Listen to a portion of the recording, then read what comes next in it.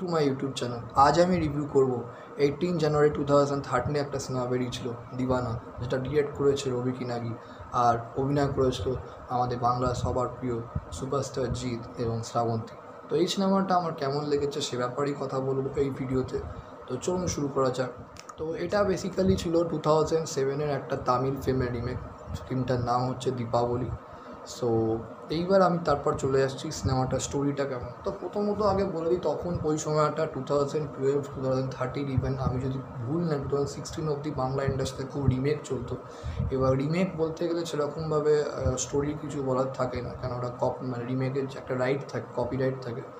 তো বেসিক্যালি সেই রাইটটা ওরা কিনে নেয়, রাইটটা কিনে নিয়ে তারপর সিনেমা রিমেক করা হতো।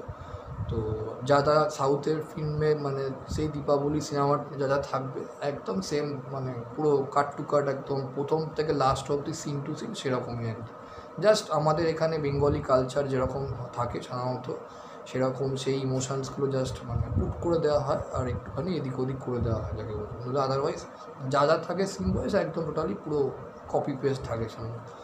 তো এইটা তখন ওই সময় তো রিমেক হয়ে 2013-এর সিনেমা দিওয়ানা, বইটা ডিরেক্ট করেছিল রবি কিনাগি, প্রডিউস করেছে রিলায়েন্স এন্টারটেনমেন্ট, আর গল্প লিখেছিল এন.কে. সরুদ এবং স্ক্রিন প্লে লিখেছিল বেসিক্যালি। কেমন আমি যদি বলি, তো সিনেমাটার গল্পটা বেসিক্যালি হচ্ছে তোমার আমাদের যে নায়িকা শ্রাবন্তী, তো সে তার একটা মানে পাস্ট একটা মানে ইনসিডেন্ট আছে বেসিক্যালি, সেইটাকে ভুলবার জন্য সে একটা ইয়েতে আসে, মানে একটা জায়গায় আসে বেসিক্যালি, যেখানে তোমার জিত থাকে এবং পুরো একটা পাড়া থাকে যাকে বলে, এবং সেই পাড়াটার পুরো মানে মানে জিতের বাবা বিশ্বজিৎ যাকে বলে, মানে পুরো এলাকাটাই যাকে বলে বিশ্বজিতের, মানে দোকানপাট সব কিছু।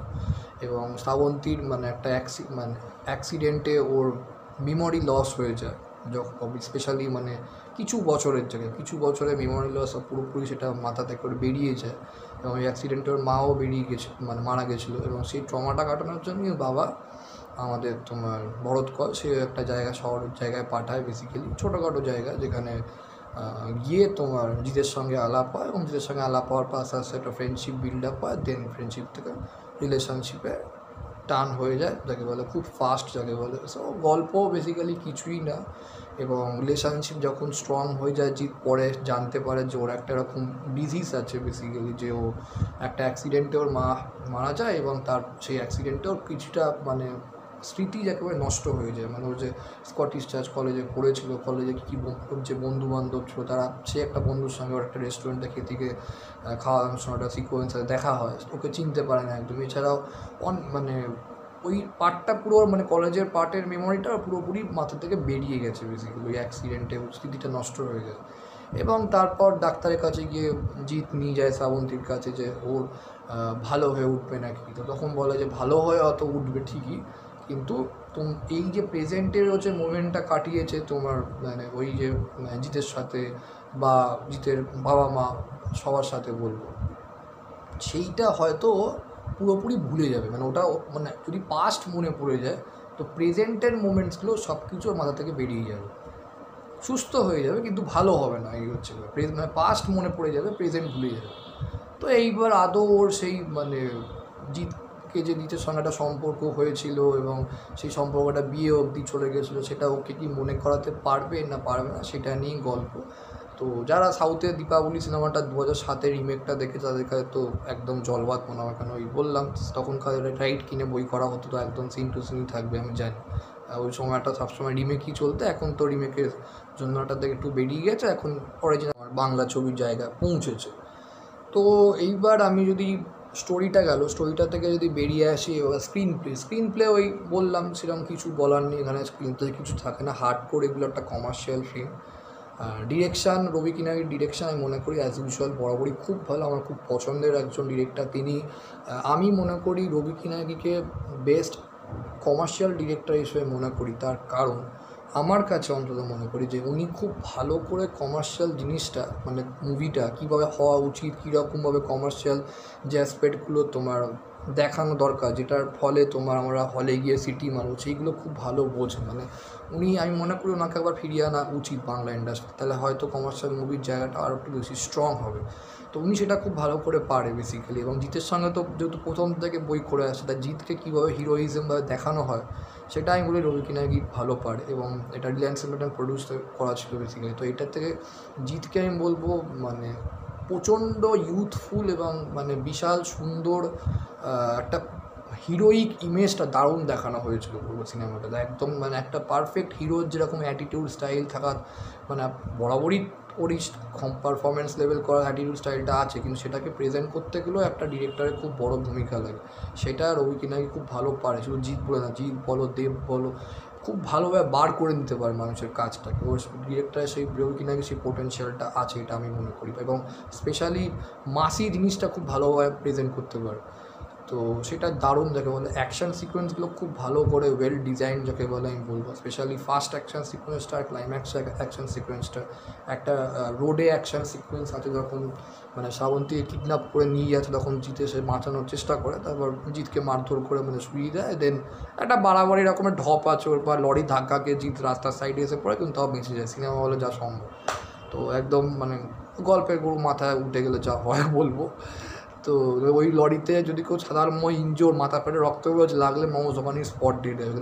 হিরো তো মরবে না, সিনেমা শেষ হয়ে যাবে, সেই একই জিনিস ওই জন্য হয়নি, ছেড়ে দিলাম, ঠিক আছে, কোনো ব্যাপার না। তো এই হচ্ছে বেসিক্যালি অ্যাকশান সিকোয়েন্সটা ভালো বলবো। অ্যাকশান সিকোয়েন্সটা সিনেমাটা সত্যিই ভীষণ ভালো, কেননা যেহেতু রিলায়েন্স এন্টারটেনমেন্ট প্রডিউসার, তাই খরচাটা করেছে বোঝা যায়। এবং বেশ সুন্দর করে, খুব ফেভারিট, এখনও আমি শুনি যখনই আমার ভালো লাগে, এই হচ্ছে আমার শুনতে ইচ্ছা করে বলবো, খুব ভালো লাগে।